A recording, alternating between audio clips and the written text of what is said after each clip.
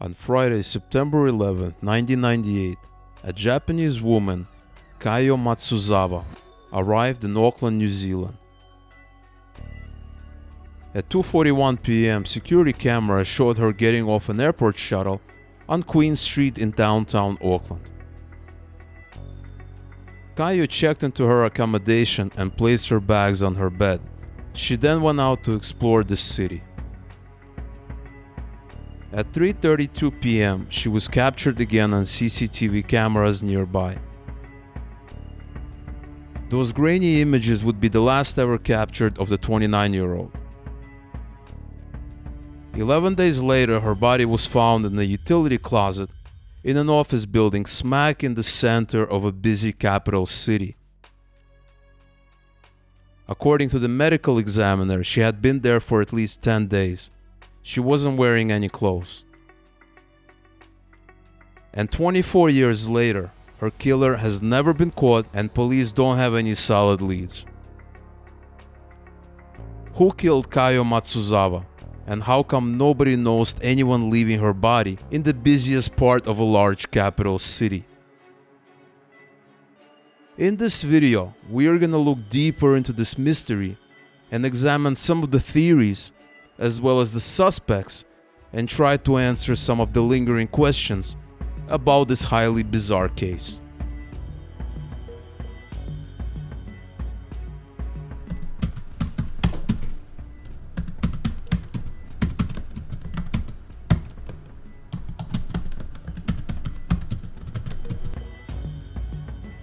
New Zealand is one of the most beautiful countries on the planet. It's home to beautiful lakes, gorgeous mountains, and picturesque valleys. And even if you're not into nature, there are vibrant cities to enjoy, replete with great restaurants, entertainment, and nightlife.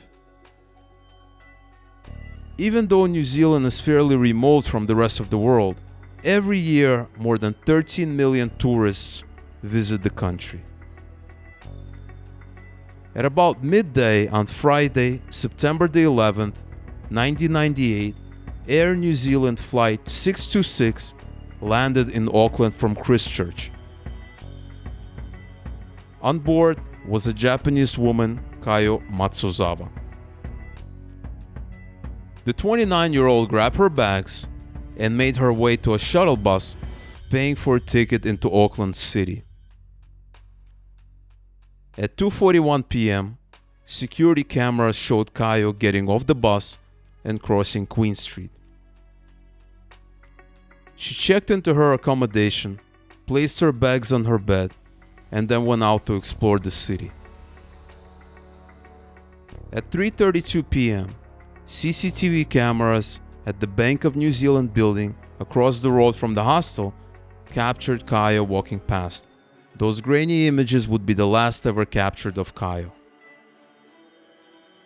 11 days later, her body without any clothes was found in a locked utility closet in one of the main office buildings in Auckland's central business district. To this day, what happened to Kayo after she left her room remains a mystery. Despite exhaustive police investigations, reviews of the case, media coverage, and pleas from the authorities and her family, we have little idea of how Kayo died and who was responsible. Kayo's death is one of the more perplexing homicides of its kind. In a city like Auckland, in a country like New Zealand, how can a woman just disappear off the face of the earth like this? How is it possible that no one has seen or heard of anything? How could this young tourist's death remain so shrouded in mystery and her killer evade police for this long? Kayo was born and raised in a small fishing village in the Yamagata prefecture on Japan's main island of Honshu. She was a popular child and did well at school. From an early age, her dream was to travel the world, and one of the countries she really wanted to visit was New Zealand. Kayo left Japan for New Zealand in November 1997. The plan was to study English in Christchurch, so she enrolled at the Dominion English School while also working part-time in a restaurant. She was going to stay and explore as much of New Zealand as she could for a year before returning to Japan. Kayo's family was not too excited about the idea of her traveling so far away on her own, but she convinced them that she'd be okay. It is believed that her mother only let her daughter travel to New Zealand because it was a much nicer and a safer place than other countries. After her time in Christchurch, where she worked in a restaurant and lived in an apartment with her friend Naomi, she planned to return to Japan in November of 1998. She sent her mother a postcard for her birthday, telling her of her immediate plans. In her final weeks in New Zealand, Kayo wanted to spend time in the northern part of the country and explore the Bay of Islands and Auckland. She invited her friend Naomi, but the roommate couldn't afford the trip. Naomi told Kayo that in New Zealand, many tourists traveled solo, that it should be safe. She never imagined her words could be so wrong. When Kayo got off the bus on September 11, she walked to the nearby Queen Street Backpackers Hostel. She paid for 3 nights in a single room and was handed the keys to number 25 on the second floor. Kayo walked up a set of stairs, unlocked the room, and was met with a simple accommodation that included a bed, a chair, sink, and access to a shared bathroom.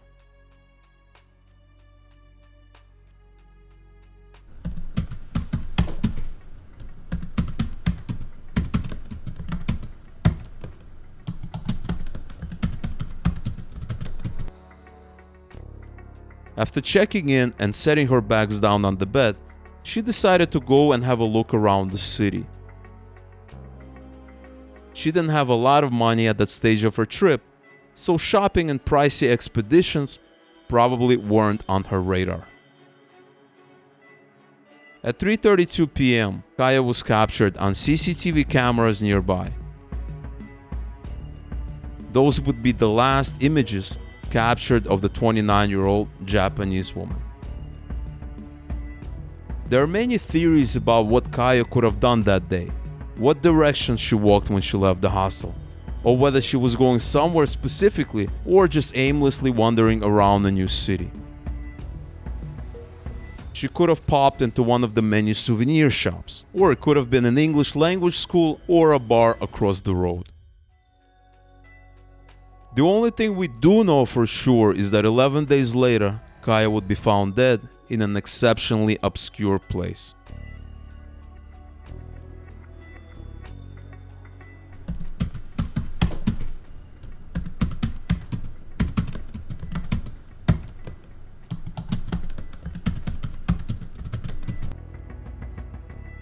Dennis Groves was working for Warmalt, a fire protection company, in 1998.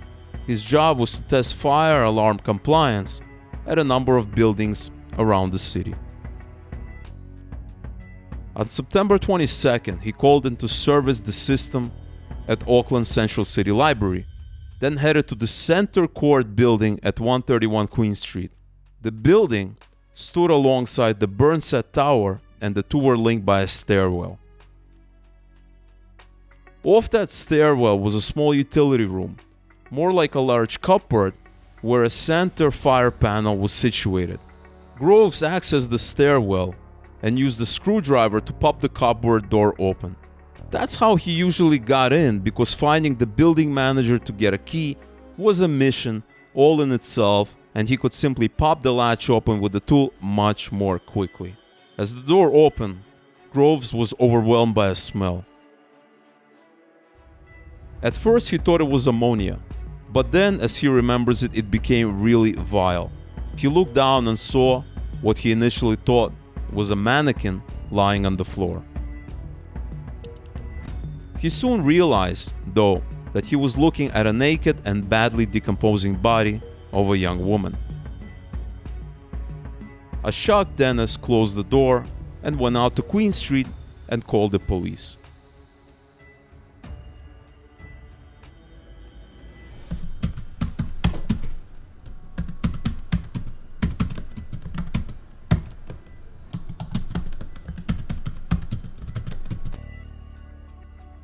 Officers converged on the grisly scene and an investigation was born.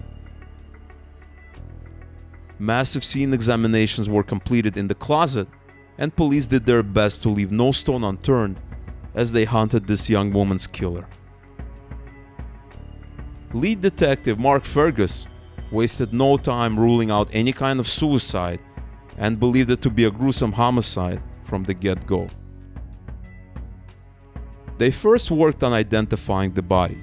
Nothing was found with the body, no clothes, no handbag, no jewelry. There were no missing persons reports that matched. It was a true mystery. Police released some information to the media that the victim was a woman in her 20s and Asian. They soon got a big break that helped them identify Kayo. 5 days after she arrived in Auckland, a garbage truck had emptied a trash bin on the corner of nearby streets behind the Centre Court and the Bank of New Zealand buildings, and spilled some of the contents onto the concrete. Someone picked up a handbag, a purse, a passport, and insurance papers and handed them to the office of the administrator in the building. Once reports of the unidentified body hit the headlines, the office administrator contacted police and alerted them to the items. CCTV footage of her that day shows her wearing black boot-like pants, a black jacket, black shoes, and a backpack. She usually wore small silver crescent-shaped earrings and a delicate gold ring with a single pink stone. Despite extensive searches, including 2 weeks of officers painstakingly sifting through piles of garbage at a nearby landfill and later a trip to Australia to identify potential matches on jewelry at a pawn shop, Kayo's items are still missing. Her clothing and jewelry were never found. Kayo's family in Japan, expecting her home for Christmas, were notified of her death. The last postcard she sent them, now laminated and treasured, was dated in August. Dear Mom, it read, "Happy birthday. I've decided to come home to Japan on November 4th, so another 3 months to go. Take care. Love, Kayo." Her older brother Junichi flew to New Zealand to identify Kayo in person. After they identified Kayo, police then tracked her to a backpacker hostel about 50 meters away from the building, and using fingerprints from the luggage in her room and dental records, identified the mystery victim. The next step was to retrace her last steps. Police knew that she came to Auckland to sightsee the city and the surrounding area. They knew she checked into the backpackers hostel. However, it's after she left the hostel that her movements are a complete mystery. The way Kayo had died was never properly determined. Because her body was so badly decomposed, it was almost impossible to determine the cause of death. But from what police know of Kayo, and the fact that she was found naked in a room that was effectively locked from the inside and without her possessions, it's fairly safe to say that she did not put herself there voluntarily. Detective Inspector Scott Beard, who is one of the main detectives still working on this case, wouldn't go into the specifics of Kayo's body, how she was positioned, for example. He considered this to be hold-back evidence. That is evidence that only the killer and the police know. The purpose is to eliminate any false confessions and connect them to the person who actually was there.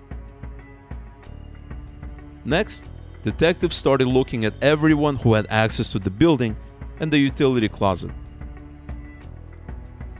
Fortunately, the card system was all computerized, so every time someone swiped their card to access the building, there should have been a record of it.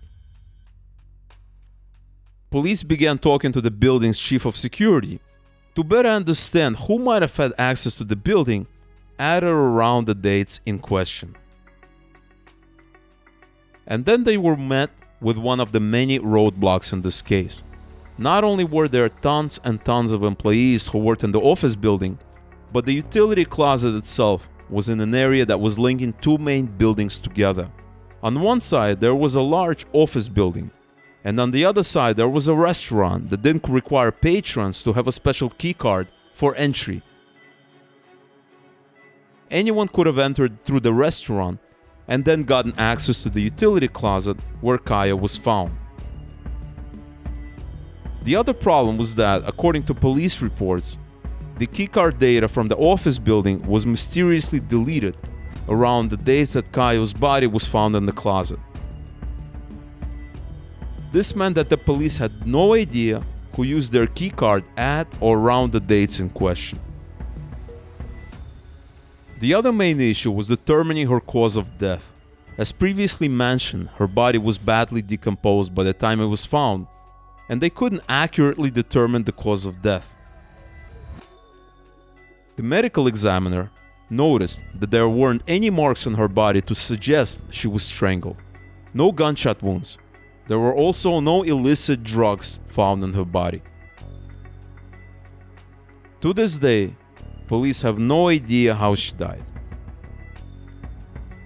At the end of the day, this was a very mysterious case that left detectives with more questions than answers. In Christchurch, her roommate Naomi was unaware of what had happened to her friend, but she was starting to worry. In 1998, not everyone carried a cell phone and text messaging wasn't common, nor was Facebook or other social media platforms. When Kayo left Christchurch, she promised to send Naomi a postcard, but after 10 days, the mailbox remained empty. Police arrived at Naomi's workplace to take her to a local station and break the terrible news to her. Her friend was dead, and they suspected foul play. Naomi was devastated and later spoke about Kayo. According to her, she was the kind of person who would make friends with anyone. It wouldn't be an issue for her to just make friends at a backpackers hostel and go out with people she just met. Naomi expected that was how Kayo met her killer. Other friends in New Zealand described the 29-year-old as kind, happy, cheerful, and positive. She was a good communicator, a weary traveler who took safety seriously. Kayo didn't take drugs. She drank, but wasn't a big consumer of alcohol. And while she was friendly and chatty, she wasn't known to wander off with strangers when she was out. She said Kayo had a lot of friends and would make anyone around her happy.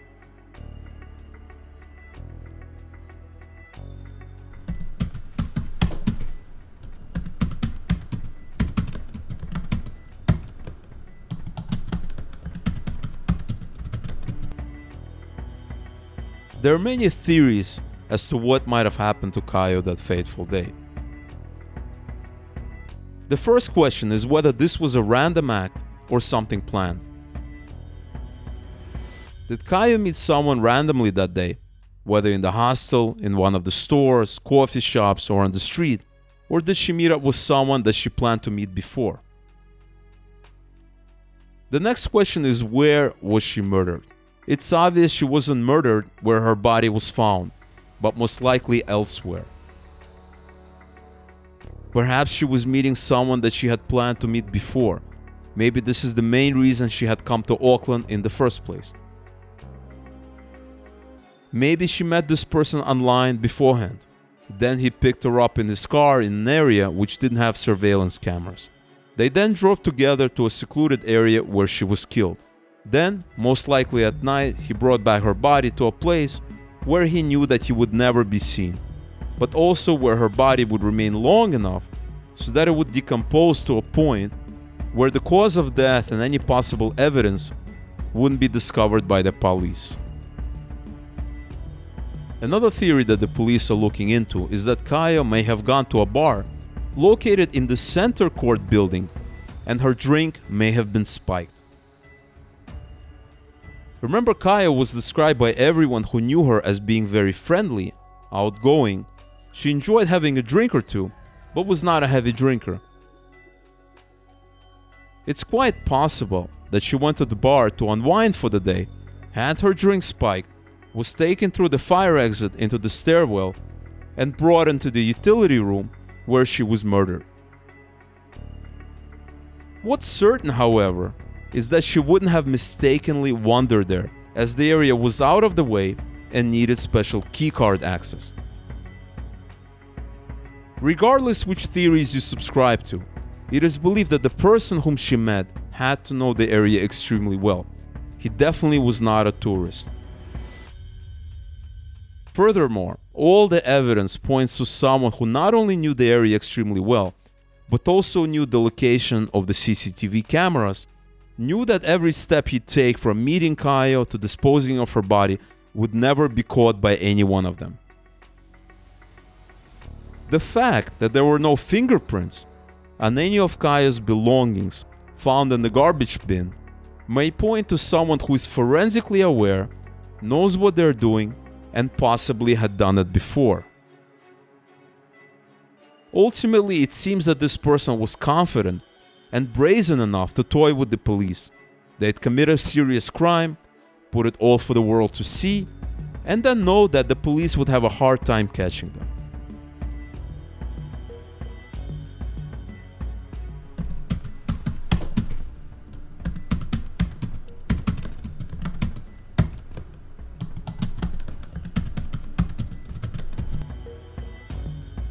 Alongside the theories, there have been various suspects along the way. There is still a number of people on the suspect list, and from time to time police go back through and reassess those people to see if advances in technology or science can rule them out or confirm them to be the killer. When Kayo's body was first examined, DNA belonging to someone other than her was found under her fingernails. But to date, it has not been matched to any other person. The first person of interest was Dennis, the fire alarm tester, who discovered Kayo's body. He would have had access to the building and a key for that particular room, but he was easily ruled out by the police because all of his movements as part of his job were electronically monitored. Another reason he may have been ruled out was most likely because his DNA did not match the DNA found on Kayo's body. Another person of interest was someone who worked at a Japanese language school that was located in the center court building where Kayo's body was found. Police initially thought that maybe Kayo had gone into the language school to inquire about enrolling. But that didn't make a whole lot of sense because her English was very strong and she was very independent. While initially this person's alibi didn't check out, police later concluded that this was due to an honest mistake. There is also a Ukrainian man who was a long-term resident at the backpackers hostel and was known to be eccentric and paranoid. He also had a history of mental health issues. When police got a report of a sighting of an older, disheveled man who matched his description, walking with an Asian woman the day Kayo arrived in Auckland, they honed straight in on the Ukrainian. Suspiciously, they found he had left New Zealand on the very day Kayo's body was found. Police would later reveal that the man had pawned a number of items in Australia soon after leaving Auckland. The items seemed to match Kayo's missing ring and earrings. An officer was sent to Australia to investigate further, but the items were eliminated from the investigations as they were not Kayo's. Police then issued an alert with Interpol, a global intergovernmental organization that enables the sharing and access of data on crimes and criminals to member countries. 2 years later, that alert was triggered when the Ukrainian was found by French police squatting in an airport. He was extradited back to Auckland, where investigators spent 2 days questioning him about Kayo and his movements in September of 1998. The man was later released. Police were confident that despite their earlier instinct, he was not the killer. In 2000, police had another potential suspect, Royal Navy Petty Officer Alan Michael Grimson, who at the time was facing 2 murder charges in the UK. Police there have always suspected Grimson had more victims and was a serial killer. What connected him to Kayo was the fact that Grimson was in New Zealand when she was killed. He was based at the Devonport Naval Base Fire School as a trainer. Police had always said that Kayo's killer had access to the center court building and knew about the utility closet. It was also discovered that the manager of Warmaltz, the company that maintained the fire alarms, knew Grimson. That manager, Graham Osborne, confirmed that he had met Grimson a few times at the fire school and found him to be a normal sort of guy. But Osborne believed his brief encounters with Grimson were coincidental, and there was no reason for him to have known about the center court building.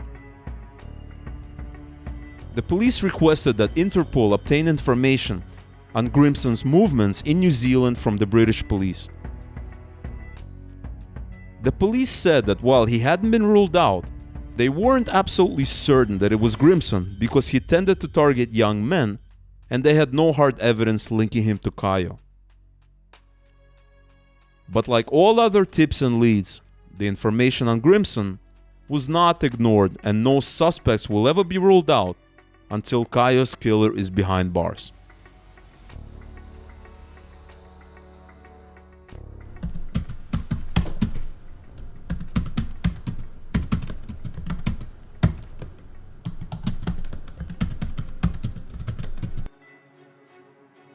In 2018, police announced that they had a new person of interest. They revealed that records had shown the man had used a bank card at Queen Street Bank of New Zealand's building's ATM on the same afternoon that Kayo arrived. Police did not provide further information on who this person is or his whereabouts.